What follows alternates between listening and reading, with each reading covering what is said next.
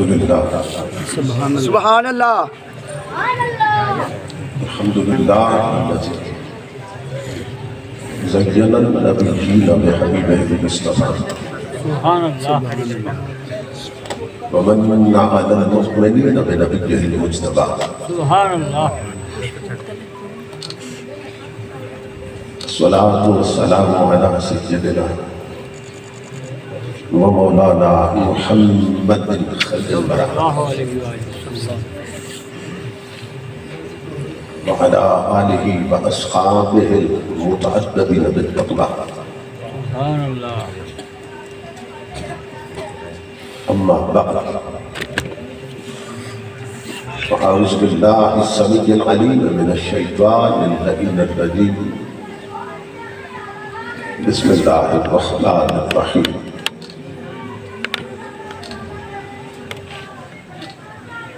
قل بفضل الله وبرحمته فبذلك فليفرحوا سبحان اللہ هو خير مما يجمعون صدق الله مولانا العظيم سبحان اللہ إن الله وملائكته يصلون على النبي يا أيها الذين آمنوا صلوا عليه وسلموا تسليما سبحان درود شریف پڑھیے اللہم صلی اللہ علیہ الصلاة والسلام علیک یا سیدی یا رسول اللہ وسلم علیک وعلی آلک وصحابک یا حبیب اللہ الصلاة والسلام علیک یا نبی اللہ لائق سطح احترام سرمایہ ملت یادگار اسلاف برادر محترم حضرت علامہ حافظ محمد نصر اللہ سیالوی صاحب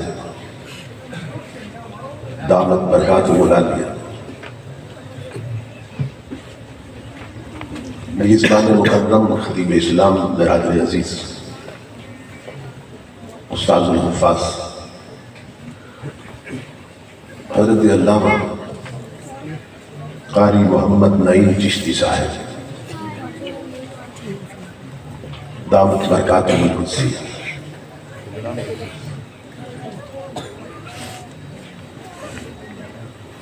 عزیز مکرم حافظ صاحبزادہ محمد عمران فخر سیالوی صاحب حافظہ اللہ تعالی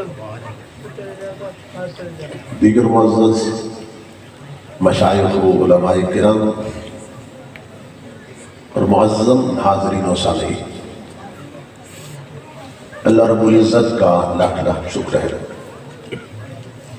کہ جس نے اپنی توفیق خاص سے آپ کو اور مجھے آج کی اس عظیم الشان اور کثیر البرکات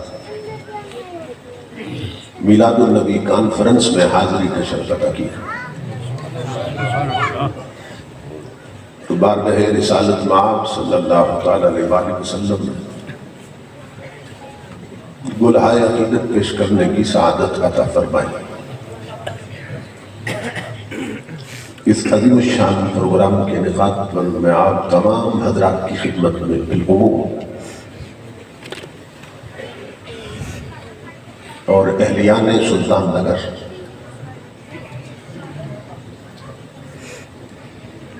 اور حضرت علامہ قاری محمد نعیم چشتی صاحب اور ان کے جملہ رفقا اور معاونین کی خدمت میں بالخصوص دل کی عطا گرائیوں سے ہدیہ تبریک و تحسین پیش کرتا ہوں اور دعا کرتا ہوں کہ اللہ رب العزت دوستوں کی اس محنت کو اور ہم سب کی حاضری کو اپنی پاک بارگاہ میں قبول و منظور فرمائے آمین۔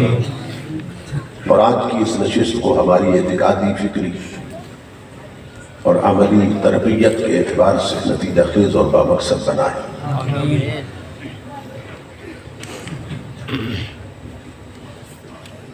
میں اس وقار تقریب سعید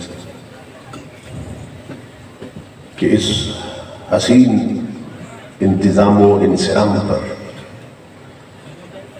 محترم حاجی محمد سہیل صاحب، محترم غلام مصطفیٰ صاحب، محترم سجاد علی صاحب آپ مسکر کے لیے دعا ہو۔ اللہ رب العزت ان تمام دوستوں کو دارین کی برکتیں، سعادتیں اور نعمتیں نصیب فرمائے۔ ہر علاقے میں اللہ رب العزت کچھ لوگوں کو اپنے دین کی خدمت کے لیے چن لیتا ہے۔ جنہیں چن لیتا ہے کہ ان کے لیے بڑی عزت اور اعزاز کی بات ہوتی ہے۔ سبحان اللہ۔ کیونکہ اس سے بڑی نوکری نہیں ہے اور اس سے بڑی چاکری نہیں ہے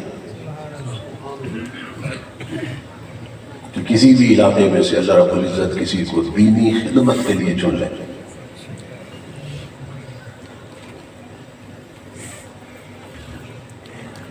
خوش قسمت اور خوش نصیب ہوتے ہیں وہ لوگ جنہیں اللہ رب العزت ایسی پاکیزہ مجالس میں حاضری کی شرف عطا کرتا ہے۔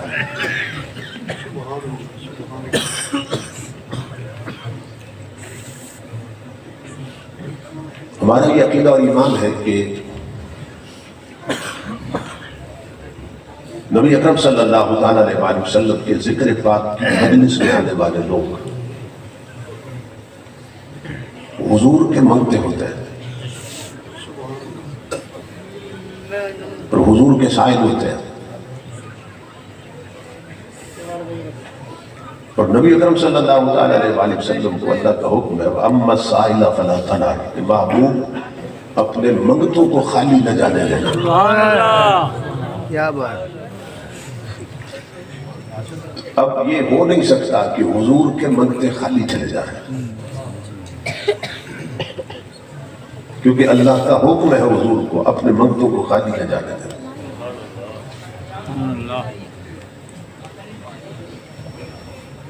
تو جو لوگ یہاں آتے ہیں وہ خالی نہیں جاتے ہیں، لیکن دیکھنا یہ ہے کہ جو کچھ لے کے جاتے ہیں پھر اسے بچا کے بھی رکھتے ہیں یا ضائع کر دیتے ہیں۔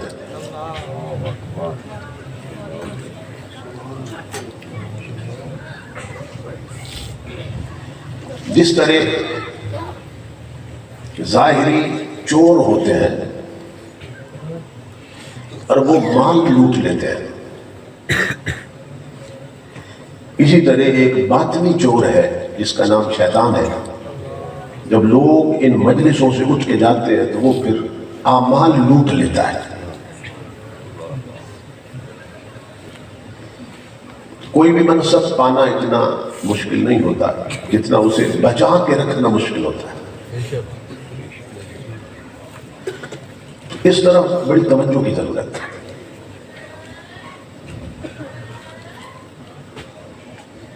ان محفلوں میں آیا نہیں جاتا بلکہ بلایا جاتا ہے، اور جب بلایا جاتا ہے پھر نوازا بھی جاتا ہے۔ سبحان اللہ۔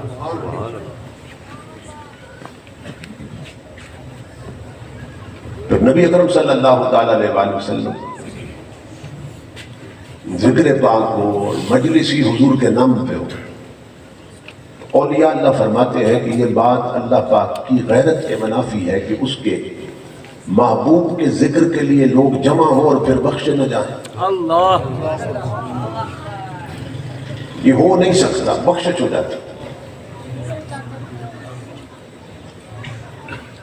لیکن ہم میں سے اکثر لوگ جب یہ سنتے ہیں کہ بخشش ہو گئی تو وہ مطمئن ہو جاتے ہیں۔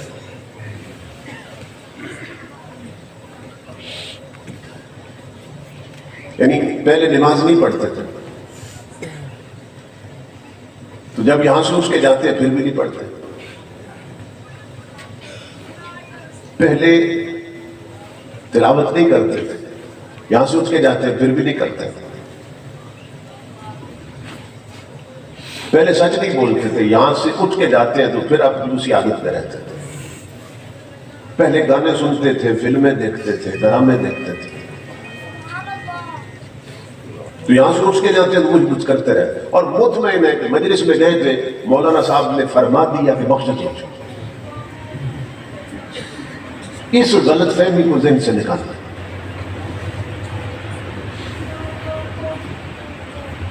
بخشش ہو جاتی اس میں کوئی شک نہیں, لیکن دیکھنا یہ ہے کہ یہاں سے اٹھ کے جانے کے بعد کتنے لوگ ہیں جو اس بخشش کو پھر بچا کے رکھتے ہیں.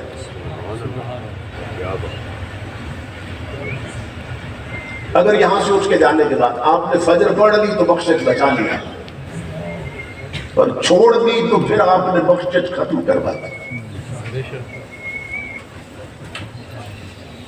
یہاں سے اٹھ کے جانے کے بعد آپ کی نمازیں شروع ہو گئی تو پھر آپ بخشش بچا کے رکھے ہوئے. جھوٹ بولنا چھوڑ دیا, حرام دیکھنا چھوڑ دیا, حرام سننا چھوڑ دیا, حرام بولنا چھوڑ دیا, حرام کو ٹچ کرنا اور پکڑنا چھوڑ دیا, حرام کی طرف چل کے جانا چھوڑ دیا, اور نمازوں کی فکر لگی رہی. نمازیں پڑھی آپ نے, شروع ہو گئی, زندگی شریعت کے سانچے میں ڈل گئی, تو آپ کو مبارک ہو, آپ نے بخشش بچا کے رکھی ہوئی. لیکن اگر یہاں سے اٹھ کے گئے اور فجر کی پرواہی نہیں ہوئی, فجر قضا ہو گئی, یہاں سے اٹھ کے گئے گھر پہ, پھر ٹی وی پہ بیٹھ گئے, نیٹ پہ بیٹھ گئے, ٹچ موبائل پہ بیٹھ گئے, پھر آنکھوں کی بدکاری میں مبتلا ہو گئے, پھر گانے سن لیے, کانوں کے گناہ میں مبتلا ہو گئے, پھر کل کہیں کسی اڈے پر تاش کی بازی کے لیے نماز چھوڑ دی, گھر میں وہ بیٹیوں نے ڈرامے کی قسط دیکھنے کے لیے سجدے چھوڑ دیے.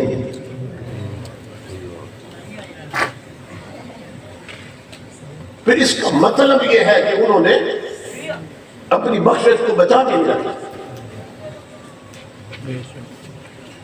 جلسوں کا مقصد قوم کی دینی فکری تربیت ہوتی ہے. جلسے کاموں کے چسکے کے لیے نہیں, ذہنی تعیش کے لیے نہیں, جلسے کاموں کی عیاشی کے لیے نہیں بنے. جلسے اس لیے بنے آنے والے حضور کا دین سیکھ کے جائیں, حضور کی شریعت سیکھ کے جائیں. اس لیے کہ مرنا سب نے, امیر نے بھی, غریب نے بھی, سب نے مرنا. اپنی زندگی کو بدلو گے تو کوئی بدلہ ملے گا, اور زندگی اگر اسی طرح شریعت کی طرف پشت کر کے گزرتی رہی تو نبی اکرم صلی اللہ تعالی علیہ وسلم فرماتے ہیں القرآن شافی و مشفع, قرآن ایسا شفیع ہے کہ جس کے حق میں قرآن بول اٹھے گا نا اس کی شفاعت ہو جائے گی, سبحان اللہ, اس کی بخشش ہو جائے گی. جس کے حق میں قرآن بولا اسے بخشوا کے چھوڑے گا, اور جس کے خلاف قرآن بولا اسے جہنم میں بھجوا کے چھوڑے گا. یہ حدیث رسول ہے. امام الانبیاء فرماتے ہیں من جعلہ امامہ قادہ الی الجنہ, کہ جس نے ہر مقام پر قرآن کو اپنے آگے رکھا, دکان پر ہے تو قرآن کو آگے رکھا ہوا ہے. کیا مطلب ہے؟ قرآن کہتا ہے تولتے ہوئے ڈنڈی نہ مار, ملاوٹ والا مال نہ بیچ. اگر قرآن کے اس حکم پر وہ دکاندار عمل کر رہا ہے, اس نے قرآن کو آگے رکھا ہے, خود قرآن کے پیچھے چل رہا ہے, کیونکہ قرآن کی مان کر رہا ہے. اسی طرح دو بیٹیوں نے اگر شریعت کے مطابق کپڑے پہنے اور گھر سے نکلی تو قرآن اور شریعت کے مطابق پردے میں نکلی, اس کا مطلب انہوں نے قرآن کو آگے رکھا ہوا, خود قرآن کے پیچھے چل رہی ہے. سبحان اللہ, سبحان اللہ, کیونکہ وہ قرآن کی مان رہی ہے. اگر بیٹوں کی شادیوں پر ڈھول ڈھمکے نہ بجائے, رانگ بازے نہ چلے, ڈیک پر طوائفوں کے گانے نہ چلائے, ڈولکی کی تھاپ پر بیٹیوں نے گانے نہ گائے، غیر محرم لوگوں کو بلا کر ان سے اپنی بہو بیٹیوں کی ویڈیو اور فلمیں اگر نہ بنوائیں،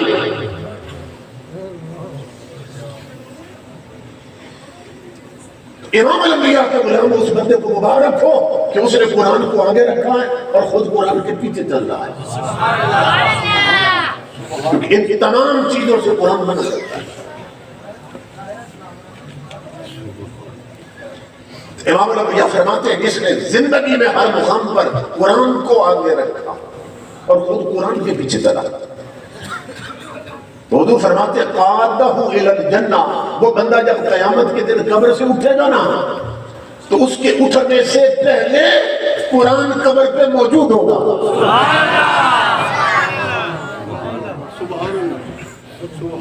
قرآن قبر میں موجود ہوگا، وہ حیران ہوگا قرآن تو کہاں؟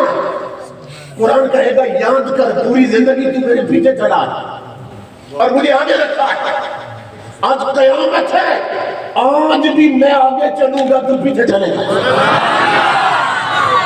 پل صراط جانے اور میں جانوں، عملوں کی تکڑی جانے اور میں جانوں، آج میں اس وقت تک تیرے آگے ہوں جب تک تجھے جنت میں مصطفیٰ کے قدموں تک نہ پہنچا دوں، کیونکہ تو نے رکھا تو مجھے آگے تھا۔ آج راستے کی صعوبتیں، راستے کی پریشانیاں ساری میں ختم کر دوں گا، رکاوٹیں میں ہٹا دوں گا، کیونکہ جہاں جہاں سے قرآن گزرے گا وہ جگہ پھول کا راستہ بنتی جائے گا، پھولوں کی صحت بنتی جائے گی۔ لیکن اس کے اپوزٹ، اس کے برعکس امام الانبیاء فرماتے ہیں من جعلہ خلف ظہرہ ساقہ الی النار، اور جس بد نصیب نے اس دنیا میں قرآن کو اپنی پشت کے پیچھے ڈال دیا، یعنی قرآن کی طرف اس نے پشت رکھی، قرآن کہتا تھا سچ بول، اس نے جھوٹ بولا، قرآن کی طرف پشت کر دی، قرآن کہتا تھا حلال کھا، اس نے حرام کمایا، قرآن کی طرف اس نے پشت کر دی، قرآن کہتا تھا گانے نہ سن، وہ زندگی بھر گانے سنتا رہا، قرآن کہتا تھا حرام مت دیکھ، وہ دیکھتا رہا، اس نے قرآن کی طرف پشت کر لی۔ قرآن حکم دیتا تھا اے گھر میں رہنے والی جوان بیٹیوں وَلْيَضْرِبْنَ بِخُمُرِهِنَّ عَلَىٰ جُيُوبِهِنَّ، کہ سروں پہ اتنی بڑی چادریں رکھو کہ ان کے کچھ پلو تمہارے سینے کو بھی ڈھانپ کے رکھے۔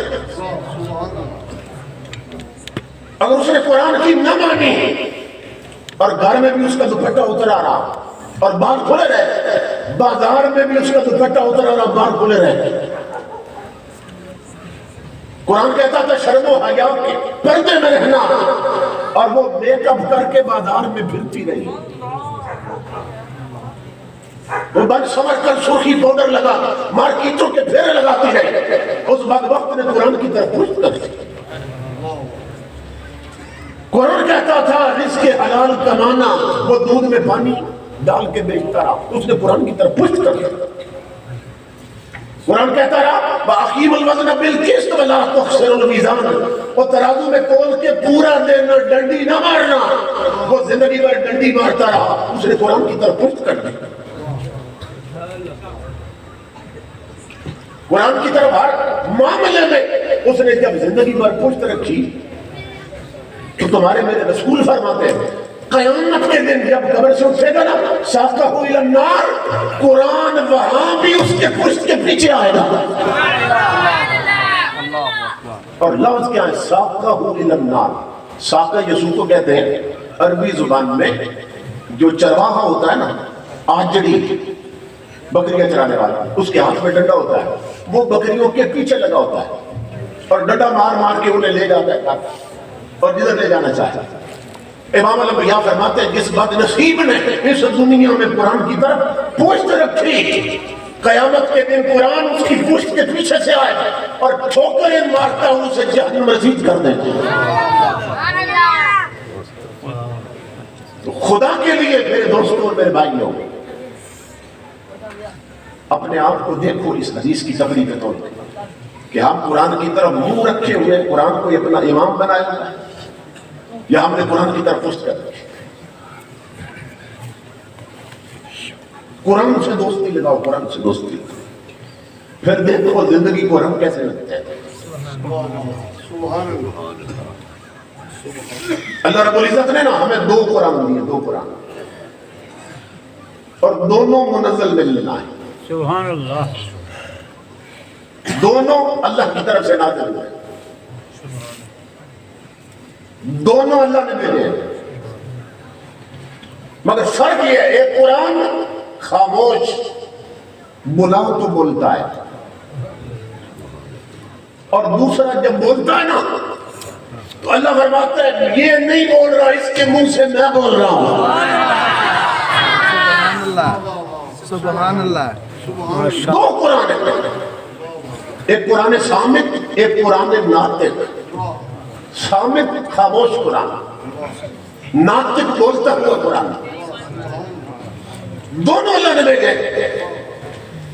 امام الانبیاء کے غلاموں، ایک کے بارے میں اللہ فرماتا ہے قد جاءکم من اللہ نور، اور دوسرے قرآن کے بارے میں فرماتا وَأَنزَلْنَا إِلَيْكُمْ نُورًا مُبِينًا۔ دونوں قرآن ہے، کملی والا بھی قرآن اور یہ بھی قرآن، مگر یہ کتابی شکل میں ہے اور وہ رسالت مآبی شکل میں ہے۔ یہ بولتا قرآن ہے اور یہ خاموش قرآن۔ امام الانبیاء کے غلام، اور اس کی سطریں کالی ہیں اور مدینے والے کی زلفیں کالی ہیں۔ سبحان اللہ، اور یہ جو قرآن ہے، جو کتابی قرآن ہے، جو اس کو پڑھے وہ صرف قاری بنتا ہے، جو چہرہ مصطفیٰ تک لے وہ صحابی بنتا ہے۔ سبحان اللہ، سبحان اللہ، سبحان اللہ، ہے دونوں قرآن۔ نعرہ تکبیر، نعرہ رسالت، نعرہ حیدری، نعرہ تحقیق، جشن عید میلاد النبی، علماء اہل سنت۔ تو یہ اللہ کا احسان کہ اللہ نے ہمیں 2 قرآن عطا کیے۔ امام الانبیاء کے غلاموں، جو حضور کے دل پہ اترا وہ بھی قرآن ہے، اور 12 ربیع الاول کو فجر کے وقت جو آمنہ کی جولی میں اترا وہ بھی قرآن ہے۔ سبحان اللہ، نعرہ تکبیر، اللہ اکبر، نعرہ رسالہ، یا رسول اللہ، نعرہ رسالہ، تحقیق، نعرہ حیدری۔ یہی سبب ہے کہ جب آمنہ کی جولی پہ یہ قرآن اترا جو رسالت مابی شکل میں ہے،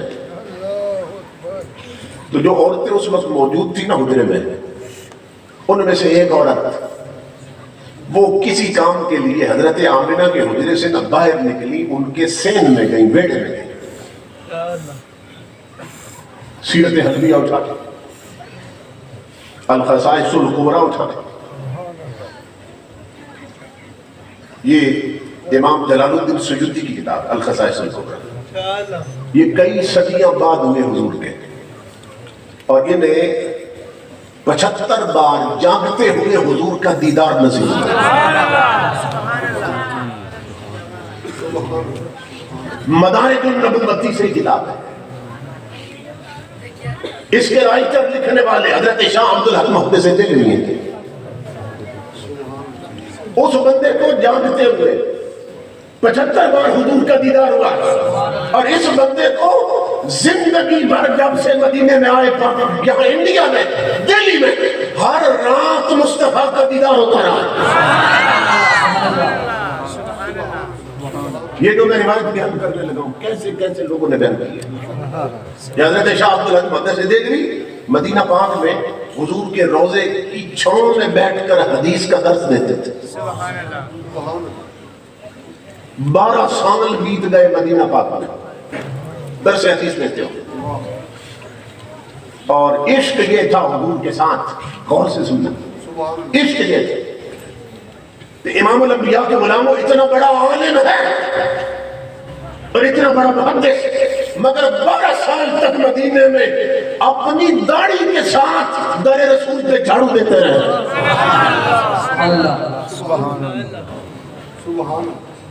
لوگ کہتے ہیں کہ شیخ محقق یہ داڑھی کا کیا حال بنا رکھا ہے، آپ فرماتے تھے داڑھی نہ کہو یہ در رسول کا جھاڑو ہے 12 سال بیت گئے اس حال میں کیونکہ ایک رات سو گئے تو قسمت ڈر گئے امام الانبیاء خواب میں تشریف لے آئے اور حضور نے فرمایا عبدالحق جانتے ہو میں کیوں آیا ہوں آقا فرمائے کیا حکم ہے امام الانبیاء نے فرمایا عبدالحق اب میرا مدینہ چھوڑ دو اور ہندوستان چلے جاؤ کیونکہ دہلی کے رہنے والے تھے اب اپنے وطن چلے جاؤ خواب میں حضور حکم دے کے چلے گئے آئے جمال ناز دکھا کر چلے گئے خوابیدہ زندگی تھی جگا کر چلے گئے آقا تو حکم دے کے چلے گئے اب میرا مدینہ چھوڑ دو جس کے 12 سال مدینے میں گزرے ہو اور جس کی داڑھی جھاڑو بنی رہی ہو اس کو کہہ دیا جائے مدینہ چھوڑ دو اس کے دل پہ کیا بیتے گئے تڑپتے ہوئے حضور کی جالیوں پہ آ کے گر گئے روتے رہے مدینے والے آپ کا اگر حکم ہے تو میں چھوڑ دیتا ہوں مدینہ مگر اب تو تیری گلی کے کتوں سے بھی مجھے پیار ہو گیا اب تو تیرے روزے کے کبوتروں سے بھی مجھے عشق ہو گیا میرے آقا عبدالحق مدینہ چھوڑ دے گا آپ کا حکم ہے تو مگر میں مدینے سے نکلوں گا تو میں مر جاؤں گا کیونکہ مدینے کی جدائی برداشت نہیں ہوگی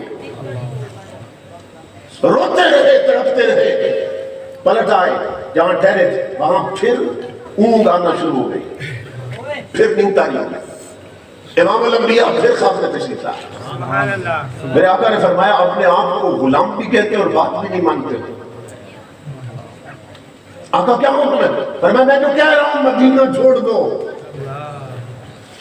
چلو جاؤ اپنے دہلی کے وطن میں چلے جاؤ عرض کی میرے آقا میں چھوڑ دیتا ہوں لیکن میرے آقا یہ برداشت نہیں ہوگی جدائی مجھ سے امام الانبیاء نے فرمایا یہاں مدینے میں تمہیں روزہ ہی نظر آتا ہے جاگتے تو جالیاں نظر آتی ہیں عرض کی آقا بس اسی لیے تو چھوڑنا نہیں چاہتا کہ دہلی میں یہ روزہ نظر نہیں آئے یہ جالیاں نظر نہیں آئے یہ مسجد نبوی کے نورانی مینارے نظر نہیں آئے امام الانبیاء نے فرمایا 12 سال تو نے میرے دروازے پر داڑھی سے جھاڑو دیا اور اب انعام کا وقت آ گیا اب انعام دینا چاہتا ہوں آقا وہ کیسے فرمایا جاؤ دہلی میں چلے جاؤ مجھے اللہ کی عزت کی قسم وہ میرے غلام مدینے میں رہو گے تو صرف روزہ دیکھو گے دہلی میں ہر رات روزے والے کو دیکھو گے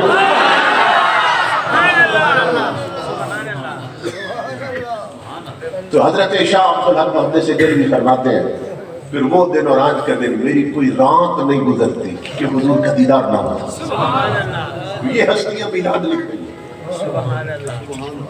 ایک وہ ہے جسے 75 بار حضور کا دیدار میں جاگتے ہوئے ایک وہ ہے جسے ہر رات حضور کا دیدار محدث سے جوزی لکھتے ہیں امام ابن نعیم لکھتے ہیں معارج النبوت میں امام الانبیاء کے علامہ نشر الدین میں دلائل النبوت میں ہے یہ ساری روایتیں جو میں بیان کر رہا ہوں کہ حضرت عثمان بن ابی العاص کی والدہ اس وقت حجرے میں موجود تھی وہ کسی کام کے لیے سین میں گئی دوڑ کر پھر اندر آ گئی اندر جو عورتیں کھڑی تھی انہوں نے دیکھا عثمان کی والدہ ڈری ہوئی تھی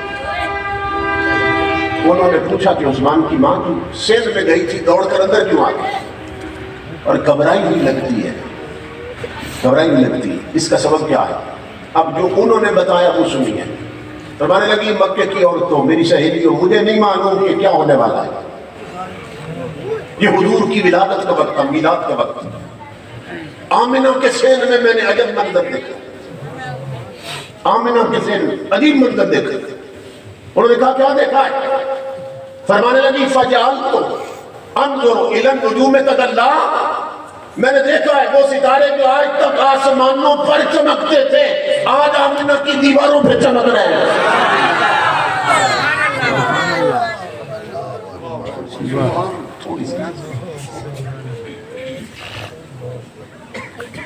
کیا فرمایا وہ جو ستارے آسمانوں پہ چمکتے تھے آج آمنہ کے گھر پہ چمک رہے ہیں اور لخشی تو میں ڈر گئی، کیونکہ وہ اتنے نیچے آئے ہوئے تھے کہ میں بھاگ کے ڈر کے اندر آ گئی کہ میرے اوپر نہ گر جائے، اتنے قریب آئے۔ میرے آقا کے غلاموں مجھے بتاؤ، یہ ستارے جب سے اللہ نے بنائے تھے آج تک نیچے نہیں آئے، آج کیوں نیچے آئے تھے حضرت آمنہ کے گھر؟ اس کے سوا کچھ نہیں کہا جا سکتا کہ یہ میلاد رسول کی خوشی میں آئے تھے، کیونکہ اللہ کو معلوم تھا، اس کا علم ہر زمانے میں محیط، اللہ جانتا تھا کہ محبوب کے غلاموں پہ ایک وقت آئے گا کہ وہ اپنے گھروں پر نہ چراغاں کریں گے، لائٹنگ کریں گے، یہ مرچیں لگائیں گے، انہیں مرچیں کہتے ہیں، وہ چراغاں کریں گے اور دنیا پوچھے گی یہ کہاں سے ثابت ہے؟ تو اللہ فرما رہا ہے آمنہ کی دیواروں تک ستارے میں لاتا ہوں تاکہ پتہ چل جائے مصطفیٰ کے میلاد کا پہلا چراغ خود خدا نے کیا۔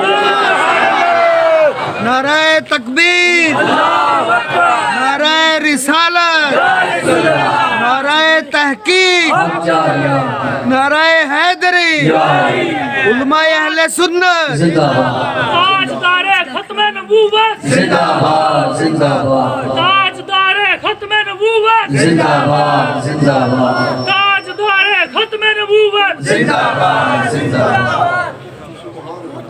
تاکہ دنیا کو معلوم ہو جائے میلاد مصطفیٰ کا پہلا چراغ خود خدا نے کروایا۔ تم تو لائٹیں لگاتے ہو، ستارے لٹکائے آمنہ کی دیواروں تک۔ امام الانبیاء کے غلام، اب یہ ہے کہ فَجْعَلْتُ أَنْظُرُ إِلَى النُّجُومِ، فرماتی ہیں کہ میں نے بہت سے ستارے دیکھے آمنہ کے گھر پر اترے۔ میں ایک نکتہ کرتا ہوں، نکتہ یہ ہے کہ آج سائنس بتاتی ہے، سائنس کی تحقیق یہ ہے کہ ایک ستارہ بھی اگر زمین کے قریب آ جائے گا، ایک ستارہ بھی اس پوری زمین سے بڑا ہے، ایک ستارہ بھی اگر زمین پہ آ جائے تو پوری زمین ڈھک جائے گی، کیونکہ زمین بہت چھوٹی ہے اس کے مقابلے، ستارہ بہت بڑا ہے، تو جس کے مقابلے میں پوری زمین چھوٹی ہے ایک ستارے کے مقابلے میں، آمنہ کا گھر کتنا چھوٹا ہوگا اس کے بارے میں، اس کے مقابلے حضرت آمنہ کا گھر، جس ستارے کے سامنے زمین چھوٹی پڑ رہی ہے، حضرت آمنہ کا گھر کتنا چھوٹا ہوگا؟ تو اگر ایک ستارہ بھی اتر آتا تو زمین ڈھک جائے، مگر حضرت عثمان کی امی کہتی ہے ستارہ نہیں دیکھا، میں نے آمنہ کے حجرے پر ستارے دیکھے ہیں، کیونکہ نجم کی جمع ہے نجوم، اس کا معنی ستارے،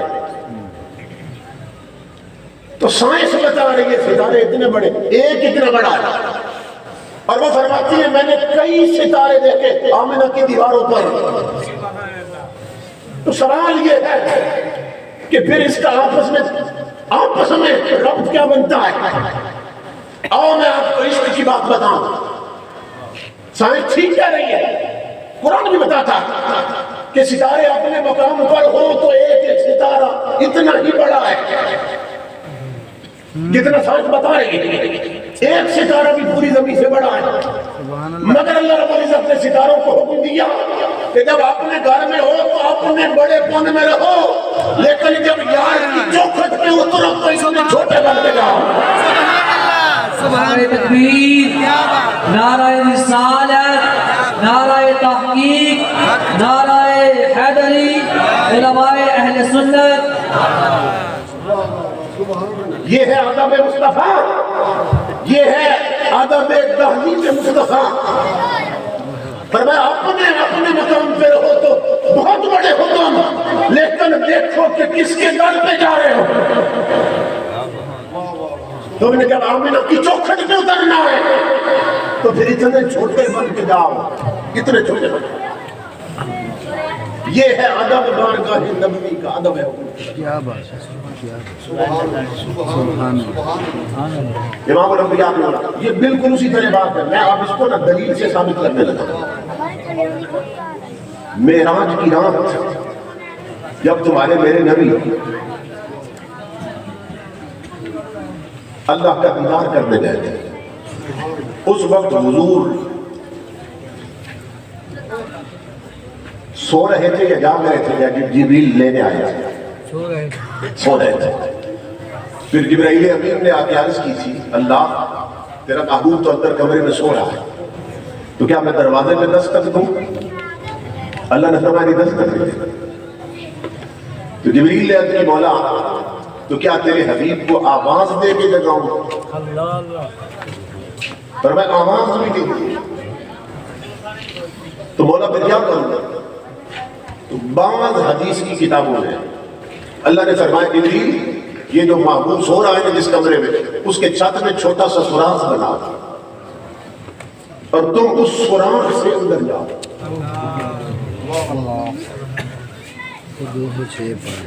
اور بعض روایتوں میں ہے کہ فرمایا کہ یہ کمرے کا چھت ہے اس چھت کو ہٹاؤ اور خود اندر اتر جاؤ. لیکن اب میں حدیثوں سے ثابت کرنے لگا کہ جبریل کا جسم کتنا بڑا ہے. کیونکہ جبرائیل امین جب حضور کی بارگاہ میں وحی لے کے آتے تھے تو حضور کے ایک صحابی تھے حضرت دہیہ کلبی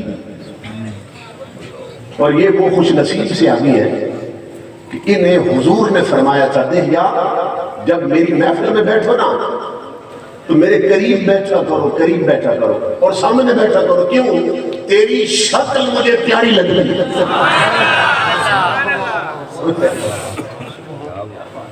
جو خود پوری کائنات میں سب سے پیارا ہے تو جس کی شکل اسے پیاری لگے وہ دہیہ کیسے ہوں گے؟ اب یہ بات دیکھیں اللہ اپنے یار سے محبت کتنی کرتا ہے. ادھر آقا نے فرمایا دہیہ سامنے بیٹھا کرو کیوں؟ تیری شکل مجھے پیاری لگتی. ادھر حضور کے یہ لفظ نکلے ادھر سدرہ پہ تھے جبرائیل امین. اللہ نے فرمایا جبرائیل یار کی بات سنیے مولا سنیے. یار کہہ رہا ہے دہیہ کی شکل اسے پیاری لگتی ہے تو مولا پھر میرے لیے کیا حکم ہے؟ فرمایا آج کے بعد جبریل تو جب بھی جائے نا محبوب کی بارگاہ میں اپنی صورت نہیں دہیہ کی صورت میں جانا ہے. اندازہ کرے حضور کی پسند اللہ کی پسند.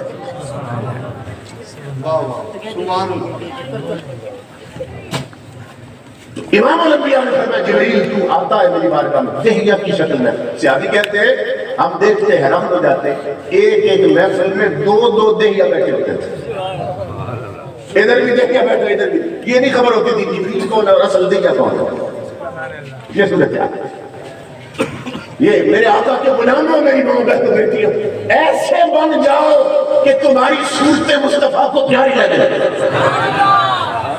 کہ تمہاری شکلوں پر حضور کو پیار آئے ایسے بن جاؤ. تو امام الانبیاء نے فرمایا جبریل تو جب بھی آتا ہے نا میری بارگاہ میں دہیہ کی شکل میں آتا ہے ذرا اپنا اصل روپ تو دکھا مجھے. تو نبی اکرم صلی اللہ تعالیٰ علیہ وسلم فرماتے ہیں جبریل نے عرض کیا آقا پھر میں نا ذرا فضا میں جاتا ہوں اوپر یہ سپیس میں آسمان اور زمین کے درمیان حضور اور ایک یہ ہے کہ اوپر سدرہ کے مقام پر حضور نے جبریل کو اصل صورت میں دیکھا. آقا فرماتے ہیں جبریل نے جب اپنی اصل صورت ظاہر کی فرماتے ہیں کہ اس کا جسم کتنا بڑا تھا یہ تو میں تمہیں نہیں بتا سکتا یعنی تم خود اندازہ لگاؤ. جسم آقا فرماتے ہیں اس کے جسم کے ساتھ 600 پر تھے 600 پر تھے اور ان 600 نوری پروں میں سے ایک پر حضور فرماتے ہیں جب وہ کھولتا تھا نا تو مشرق کو مغرب گھر جاتے تھے. تو پھر 600 پر کھل جائے تو کتنا بڑا ہوگا اور جس جسم کے ساتھ وہ پر لگے وہ جسم کتنا بڑا ہوگا. اتنے بڑے جسم کا مالک جبریل اور معراج کی رات اللہ فرما رہا ہے جہاں یار سویا ہے نا محبوب وہاں اوپر چھت میں سوراخ بنا اور سوراخ سے اندر جاؤ یار کو دکھانے کے لیے. سوراخ سے اندر جاؤ. کیوں؟ عرض کی مولا میرا اتنا بڑا جسم ہے سوراخ سے کیوں جاؤں؟ تو فرمایا جب تو اپنے گھر سدرہ میں ہوتا ہے تو بے شک تو بہت بڑا ہے، مگر اب سوراخ سے گزر تاکہ پتہ چلے کہ جبریل جتنے بڑے بھی بن جاؤ تو یار کی چوکھٹ پہ اتنے چھوٹے بن کے جاؤ. کیونکہ یہ در مصطفیٰ ہے، یہ چوکھٹ مصطفیٰ ہے. اس لیے امام الانبیاء کے غلام فرماتی ہیں فجعلت انظر الى النجوم تدلی، میں نے دیکھا حضرت آمنہ کے کچے حجرے پر ستارے چراغاں کر رہے تھے. اس سے کیا ثابت ہوا کہ آقا کے میلاد کی خوشی پر چراغاں کرنا یہ شرک و بدعت نہیں، اللہ کی اپنی سنت. محبوب کا پہلا چراغاں خود خدا نے کروایا. اور میرے آقا کے غلام ہم جلوس نکالتے ہیں، لوگ پوچھتے ہیں یہ جلوس کہاں سے ثابت ہے؟ تو میں ثابت کرنے لگا ہوں کہ محبوب کے میلاد کا پہلا جلوس بھی خود خدا نے نکلوایا. سبحان اللہ. محدث ابن جوزی لکھتے ہیں، غور سے سنیے، امام سیوطی لکھتے ہیں، حضرت شاہ عبد اللہ محدث دہلوی لکھتے ہیں کہ حضرت آمنہ فرماتی ہیں جب میرے لال کی ولادت کا وقت آیا اور حضور کا میلاد ہونے لگا، فرماتی ہیں رأیت الملائکۃ افواجا. لفظوں پہ غور کرنا. حضرت آمنہ فرما رہی ہیں رأیت الملائکۃ افواجا، لوگوں میں نے اپنے کچے حجرے پر نوری فرشتوں کی فوجیں کھڑی دیکھی ہیں. رأیت الملائکۃ افواجا، افواج فوج کی جمع ہے. ہماری جو پاکستان کی فوج ہے اس میں کتنے فوجی ہیں؟ لاکھوں. یہ فوج کا جو لفظ ہے نا ایک بندے پر نہیں بولا جاتا، یہ بے شمار لشکر سے بولا جاتا ہے لفظ فوج عربی زبان میں.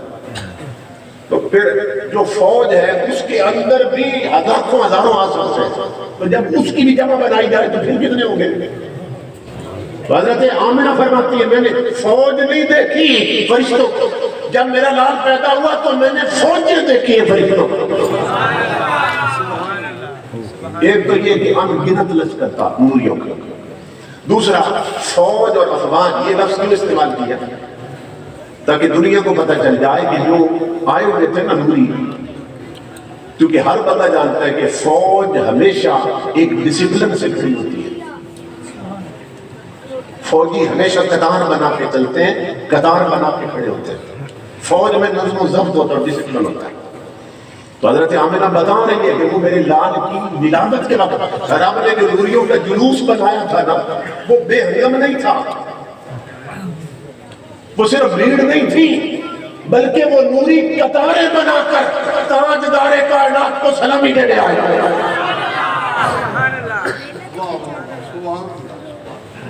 وہ نوریوں کی فوجیں تھیں جو قطاریں بنا کے کھڑی. اب میں سلامی کا لفظ کہاں سے نکالتا ہوں؟ سنیے غور سے. ہمارے ہاں ہمارے ملک میں بھی اور ہر ملک میں اب یہ رواج بن چکا ہے، بلکہ قانون کے درجے میں چلا گیا کہ جب بھی دوسرے ملک کا بادشاہ کس ملک میں جاتا ہے نا اس ملک کی فوج آرمی اسے قطاریں بنا کے گارڈ آف آنر پیش کرتی اور سلامی دیتی ہے.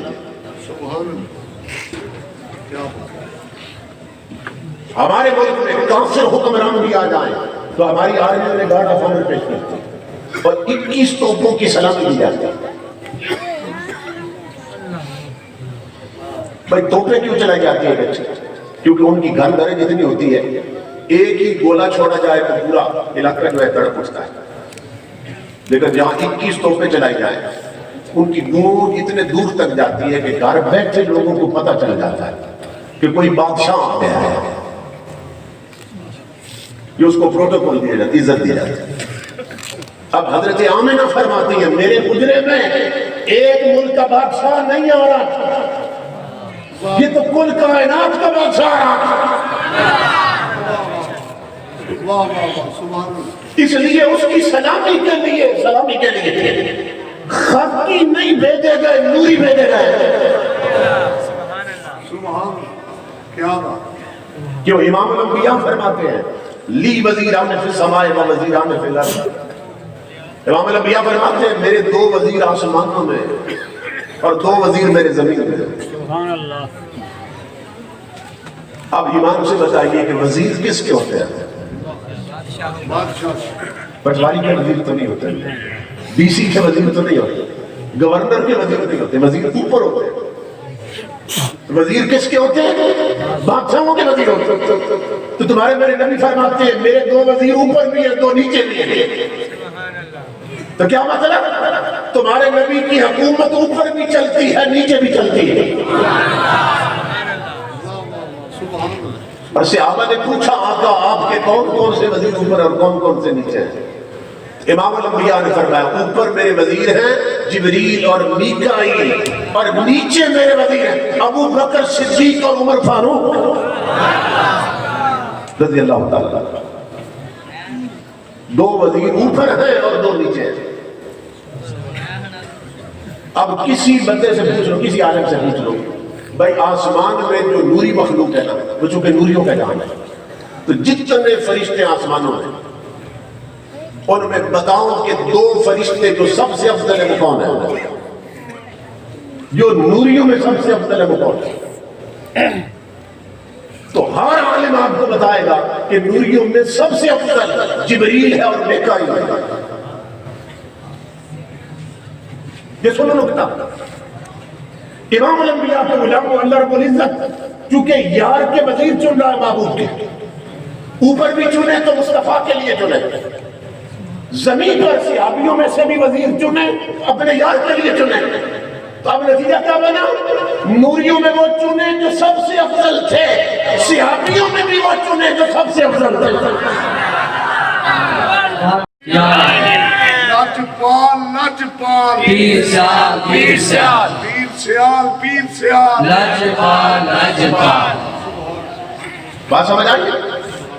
سنیو، صدیق و فاروق کی عظمت پہچانو، کیونکہ بار وقت لوگ ان کے منہ کھول رہے ہیں، ان کی توہین کر رہے ہیں۔ اس لیے سمجھو کہ یہ مصطفیٰ کے 2 وزیر ہیں زمین پر، جس طرح جبریل اور میکائیل وزیر آسمانوں میں، اور صدیق اکبر کا مقام یہ ہے امام الانبیاء نے فرمایا اپنی امت کو بتایا حضور، اور یہ چیز صرف حضور دیکھتے تھے، کوئی دیکھ نہیں سکتا تھا۔ یہ چیز صرف حضور دیکھتے تھے، کوئی اور نہیں دیکھ سکتا تھا۔ امام الانبیاء نے بتایا تو ثابت کیا ہوا وہ آگے نقطہ کرتا ہوں۔ میرے آقا نے فرمایا میرے غلاموں سنو، میری بارگاہ میں جبریل آ کے بیٹھے ہوتے ہیں، حضرت عمر آتے ہیں جبریل بیٹھے رہتے ہیں، حضور بتا رہے ہیں عثمان آتے ہیں جبریل بیٹھے رہتے ہیں، حضرت علی آتے ہیں جبریل بیٹھے رہتے ہیں، 1,24,000 صحابی جو بھی آتا ہے میری بارگاہ میں جبریل بیٹھے رہتے ہیں، مگر تمہارے میرے نبی فرماتے ہیں اللہ کی عزت کی قسم ایسا کبھی نہیں ہوا کہ میرا ابو بکر آئے اور جبریل نے اٹھ کے استقبال نہ کیا۔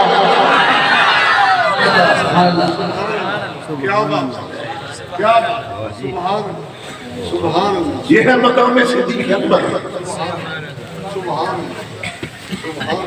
امام الانبیاء نے فرمایا میرے 2 وزیر اوپر ہیں اور 2 وزیر میرے نیچے بھی ہیں، اوپر جبریل اور میکائیل، نیچے صدیق اور فاروق۔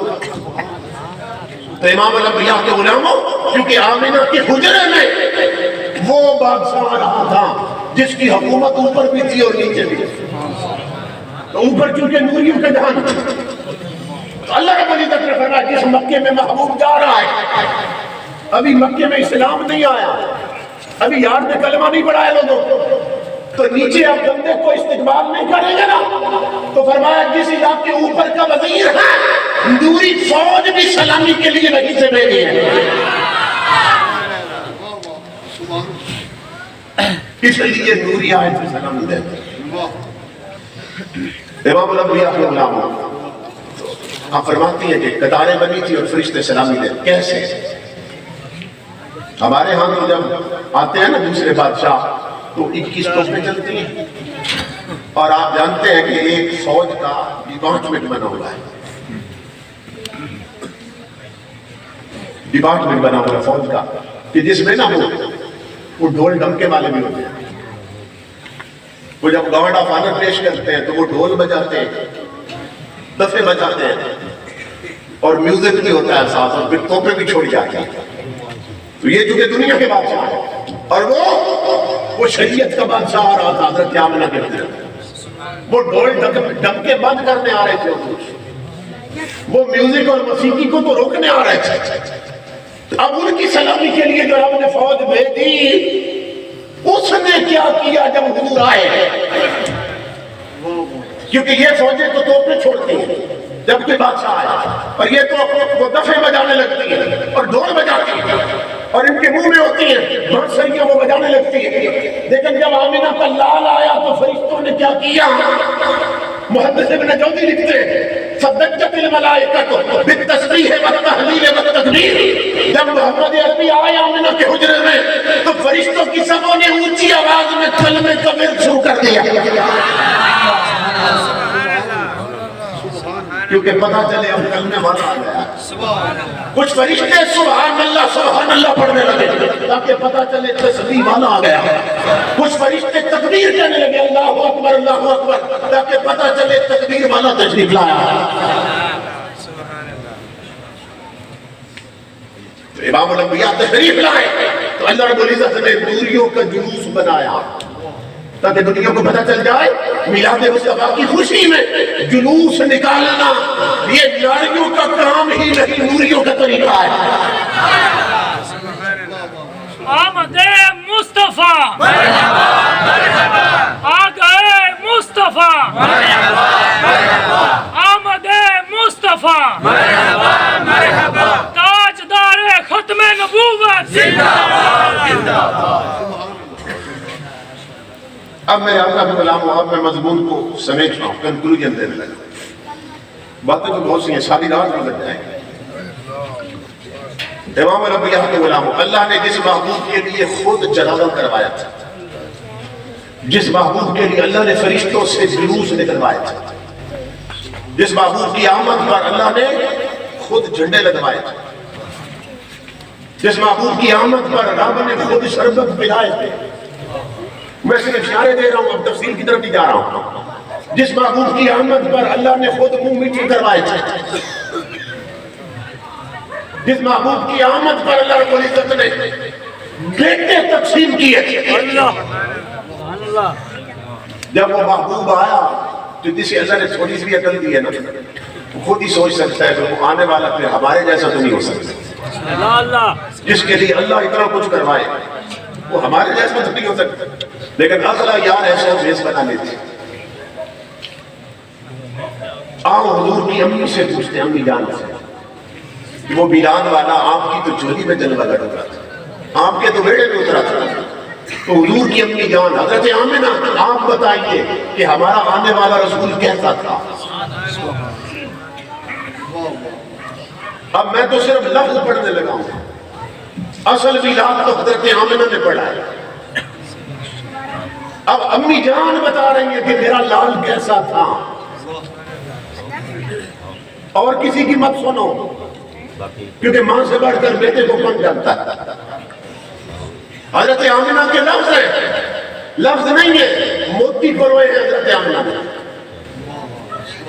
ہیرے جوڑ دیے حضرت آمنہ نے. کیا فرماتی ہے؟ لما ودا تو حالت محمد اور دنیا والوں، جب میرا لال پیدا ہوا، کون؟ جس کے لیے رب نے چڑھاوا کیا، رب نے جھنڈے لگوائے، رب نے جلوس نکلوائے، رب نے سارا نظام کائنات سجایا. جب وہ میرا بیٹا آیا تو وضعتہ مقہولا مدہونا مسرورا مطیبا مخدونا ساجدا للہ رافعا یدیہ الی السماء. پر بات یہ، جب میرا بیٹا پیدا ہوا میں نے آنکھیں دیکھی تو سرمے لگے تھے، میں نے جسم دیکھا تو عطر ملے ہوئے تھے، میں نے ناف دیکھی تو کٹی تھی، میں نے سر دیکھا تو تیل لگا تھا، میں نے سر دیکھا تو سجدے میں تھا، ہاتھ دیکھے تو اٹھا کر امت کی بخشش کی دعا کر رہا تھا. سبحان اللہ، سبحان اللہ. نعرہ تکبیر،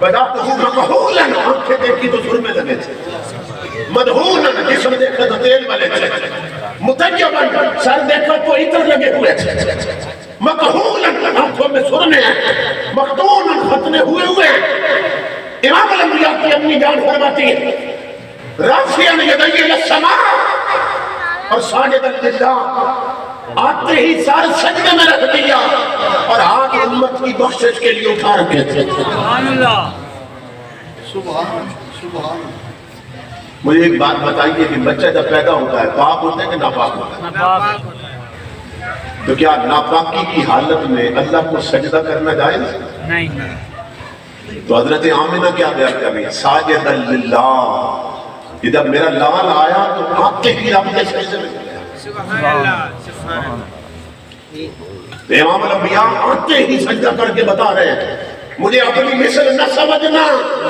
اور لوگوں تم پیدا ہو تو ایسے ناپاک ہوتے ماں کو بھی ناپاک کر دیتے اور میں ایسا پاک ہوں کہ جب میں پیدا ہوا میرا قدم لگنے سے رب نے ساری زمین مسجد بنا دی کیا بات کیا بات کیا بات تو یہ لفظ حضرت آمنہ کے ہے جو میں بیان کر رہا ہوں بتا اب اس میں تو انہوں نے ایک انگریزی میں استعمال اور یہ تھے اور یہ تھے اور وہ بھی استعمال نہیں کیا ایک ہی سانس میں ساری صفتیں بیان کرتا اردو میں وہ آتا وہ بھی استعمال نہیں کیا بدأته مقبولا مدہونا مسرورا مطیبا مخدونا ساجدا رافعا یدیہ للسماء وہ بھی استعمال نہیں کیا جیسے بندہ بہت خوش ہونا ایک ہی سانس میں ساری صفتیں گن دیتا ہے کہتی آئے تو صحیح نہیں آپ فرماتی ہے میں حیران ہو گئی کہ بچے تو اور بھی پیدا ہوتے ہیں یہ کیسا بچہ آتے ہی سب سجدے میں حیران اس بات پہ ہوئی کہ عمر تو بچوں والی ہے لیکن کام نبیوں والا ابھی پیدا کر سجدے میں کہتی ہے فعد نہیں تو وہ تو نہیں دہا میں نے کام قریب کی ہے کہ سنو تو صحیح سجدے میں کیا فرما ہے فسمعت تو کہتی ہے لوگوں میں نے سنا وہو یقول اللہم اغفر لامتی وہ سجدے میں سر رکھ کے عرض کر رہے تھے میرے مولا میری امت کو بخش دینا سبحان اللہ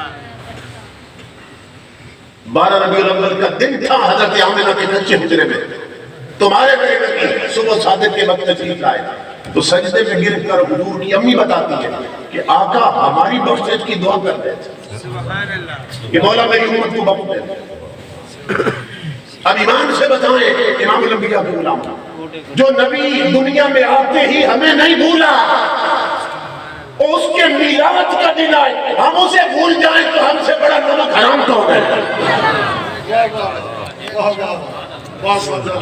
کیا بات کیا بات ہمیں تو تک اللہ اللہ اتنا مہربان نبی دنیا میں آتے ہی ہمیں نہیں بھولا اور اس کے میلاد کا دن آئے ہم اسے بھول جائیں امام الانبیاء کے غلام فرماتی ہے سجدے میں امت کی بخشش کی دعا پاتے اللہ امام الانبیاء نے دو چیزیں یہاں اپنے عمل سے ثابت کرتے دو چیزیں عمل سے ثابت کرتے ایک کیا آتے ہی اس دنیا میں رب کا سجدہ نہیں بھولے امت کی بخشش کی دعا نہیں بھولے یعنی آقا نے بتا دیا مجھے سب سے بڑھ کر دو پیاری چیزیں خالق میں اللہ ہے مخلوق میں امت لگتی ہے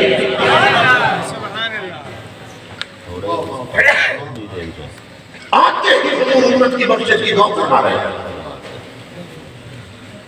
آج ہم حضور کو بھول سکتے ہیں اور دوسرا امام الانبیاء نے بتایا کہ اللہ کا سجدہ کتنا ضروری ہے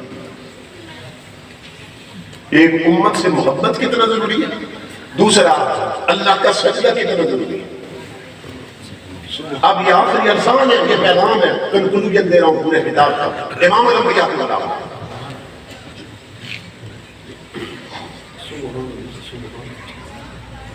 ہم حضور کا معراج بھی مناتے ہیں معراج النبی رجب شریف میں آپ دیکھتے ہیں کہ ہر سائٹ پہ نا معراج النبی کانفرنس سے ہوتے ہیں جلسے ہوتے ہیں کہ حضور اللہ کے پاس اللہ کا دیدار کرنے کیسے تشریف لے گئے، اس کو کہتے ہیں معراج النبی۔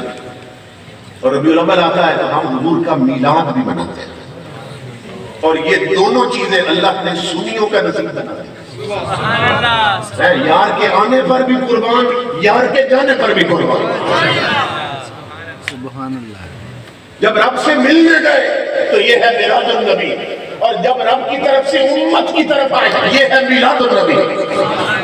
سنی معراج بھی منائے اور میلاد بھی۔ مگر توجہ طلب بات ہے میرے آقا کے غلام، جب معراج پر گئے تو نمازیں اور سجدے اللہ نے تحفے میں دیے، سبحان اللہ، اور میلاد ہوا تو خود سب سے پہلے سجدے میں گئے۔ تو میرے آقا نے بتا دیا رب کا سجدہ کتنا ضروری ہے۔ اب کوئی شخص حضور کا معراج بھی منائے اور میلاد بھی منائے کملی والے کا، اور نمازیں نہ پڑھے، سجدے نہ کرے، تو بتاؤ اس سے بڑا بد نصیب کون ہو؟ آج مسجدیں ہماری ویران ہیں، گھروں کے مصلے ہمارے ویران ہیں۔ آج عادت بن گئی بہو بیٹیوں کی کہ ٹی وی پر بیٹھ گئی تو ڈرامے کی قسط نہیں چھوڑنی، رب کی نماز چھوڑ دینی۔ بوڑھے بوڑھے لوگ اڈے پر تاش کھیلنے بیٹھ گئے، تاش کی بازی نہیں چھوڑنی، رب کی نماز چھوڑ دینی۔ جان لڑکے کرکٹ میچ کے میدان میں جمعے والے دن جمعہ چھوڑ دینا، کرکٹ میچ نہیں چھوڑنا۔ بتاؤ پھر مدینے والے سے ہمارا رشتہ کیسے جڑے گا؟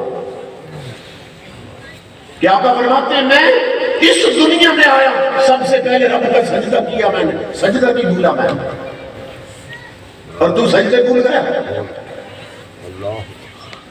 خدا کے لیے میرے آقا کے غلاموں اپنی پیشانیوں کو سجدوں کا عادی بناؤ، کیونکہ امام الانبیاء فرماتے ہیں بین لبد وجوہ ترک الصلاۃ، کافر میں اور مومن میں فرق ہی نماز کرتی ہے۔ فرمایا جو مومن ہے وہ نمازی ہوتا ہے، جو کافر ہے وہ نماز نہیں پڑھتا۔ آقا فرماتے ہیں یہ فرق ہے، اور جس بدبخت نے یہ فرق بھی مٹا دیا، بتاؤ اس کا ایمان کہاں بچا؟ اس لیے نماز کی طرف توجہ دو۔ استاد نے نا بچوں کی کلاس کی، چھوٹے چھوٹے بچے جو پہلی دوسری جماعت کے، استاد نے ان سے سوال کر دیا۔ استاد نے کہا بچوں مجھے ایک سوال کا جواب دو، بتاؤ کون لوگ نماز نہیں پڑھتے؟ غور سے سوچو۔ استاد نے کہا بتاؤ کون لوگ نماز نہیں پڑھتے؟ 3 بچوں نے ہاتھ کھڑے کیے، ایک سے فرمایا، فرمایا تو بتا۔ اس نے کہا استاد جی سنیں، وہ لوگ نماز نہیں پڑھتے جنہیں نماز پڑھنی ہی نہیں آتی۔ بچوں کی باتیں تو بڑی صاف سچی اور کھری ہوتی ہیں، بظاہر ہے جب پڑھنی ہی نہیں آتی تو خام پڑھے گا نماز، کیسے پڑھے گا؟ کتنا صاف اور سچا جواب دیا بچے۔ استاد جی وہ لوگ نماز نہیں پڑھتے جنہیں نماز پڑھنی نہیں آتی۔ دوسرا بچہ کہنے لگا استاد جی میرا جواب کچھ اور ہے۔ آپ نے پوچھا کون لوگ نماز نہیں پڑھتے؟ استاد جی وہ لوگ جو مر جائیں وہ نماز نہیں پڑھتے، جو زندہ ہے وہ نماز پڑھتے ہیں۔ اس نے غلط جواب دیا، بولیے اس نے بھی ٹھیک جواب دیا۔ زندہ نماز پڑھتے تھے، مردے نماز نہیں پڑھتے۔ تیسرا بچہ کہنے لگا استاد جی میرا جواب اور ہے۔ فرمایا تو بتا۔ کہا استاد جی نماز مومن پڑھتے ہیں، کافر نہیں پڑھتے ہیں۔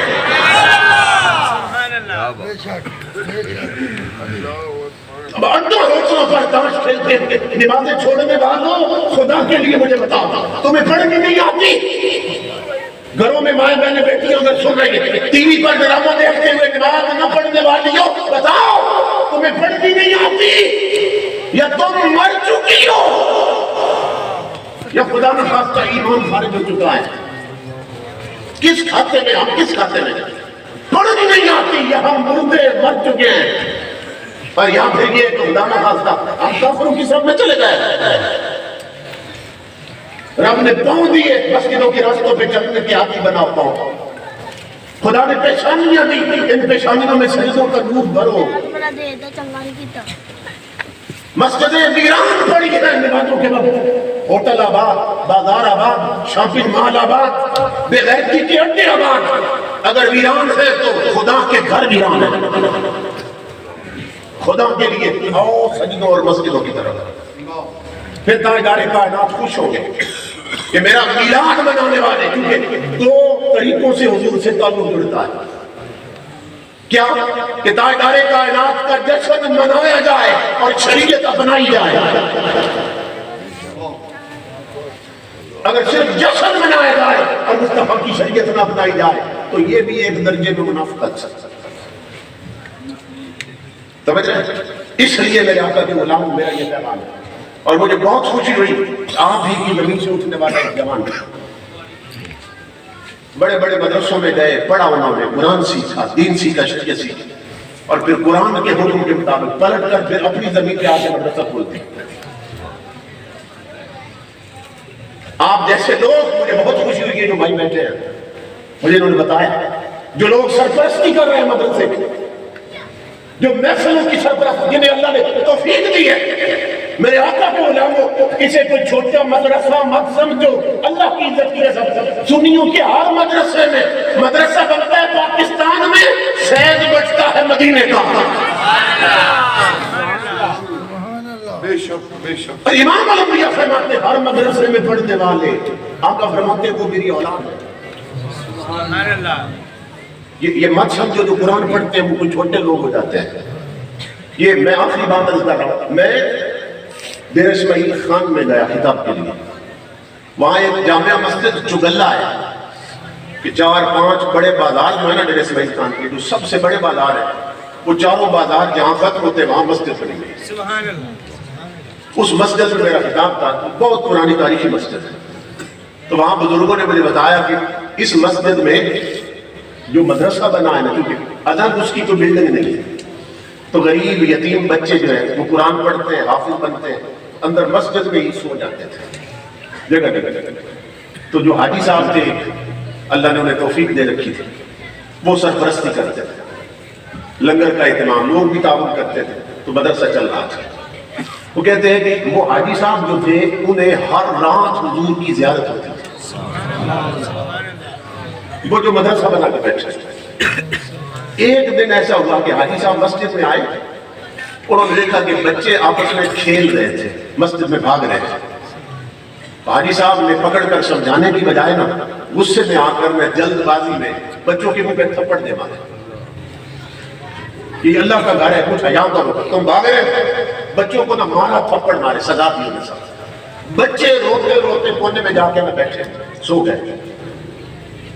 اللہ کی عزت کی قسم کو لوگ بتاتے ہیں، وہ حاجی صاحب جب گھر گئے رات کو سوئے، جنہیں ہر رات دیدار مصطفیٰ ہوتا تھا، اس دن کے بعد زیارت بند ہو گئی۔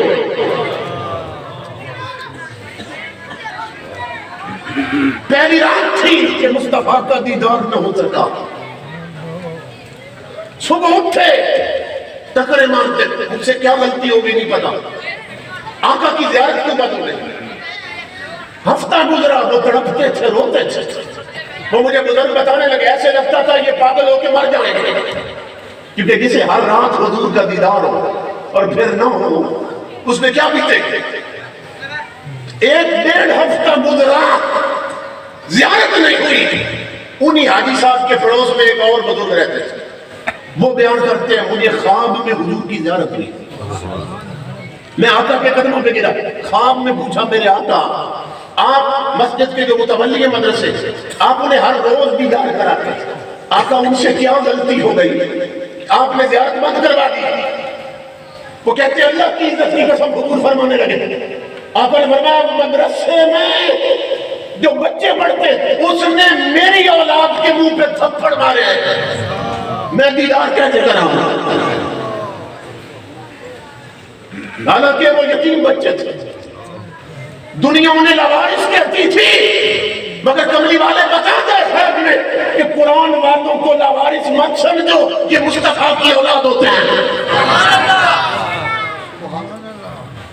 اس لیے میرے آقا کے غلام امیر ہو یا غریب، خدا کے لیے جب بچے کچھ سیکھنے کے قابل ہو تو سب سے پہلے انگلش میڈیم سکول میں نہ بھیجو، بعد میں بیٹھے، مگر مسلمان کا امتیاز یہ ہے کہ اس کی اولاد سیکھنے کے قابل ہو تو سب سے پہلے بچے کی گدی میں نبی کا قرآن رکھتا، اپنی اولاد کی تعلیم کی ابتدا مصطفیٰ کے قرآن سے کراؤ، حضور کی شریعت سے کراؤ۔ اور آپ کو دور جانے کی ضرورت نہیں، آپ کا اپنا بیٹا، آپ کا اپنا بھائی، آپ ہی کے گاؤں کا رہنے والا وہ مدرسہ بنا کے بیٹھا۔ اس طرح چراغ سے چراغ جلتے ہیں اور آگے حضور کا فیض آتا ہے۔ اللہ رب العزت نے سلامت رکھے اور جتنے لوگ آئے اور دودھ سے قریب سے سب کو قدم قدم پہ اجر عظیم عطا فرمائے۔ میں خطیب اعظم فیصل آباد حضرت علامہ حافظ نصر اللہ سیالوی صاحب کا شکر گزار ہوں کہ جب بھی اس علاقے میں کہیں بھی جاؤں میں ان کی سرپرستی میں جاتا ہوں۔ یہ میرے برادر اکبر ہے۔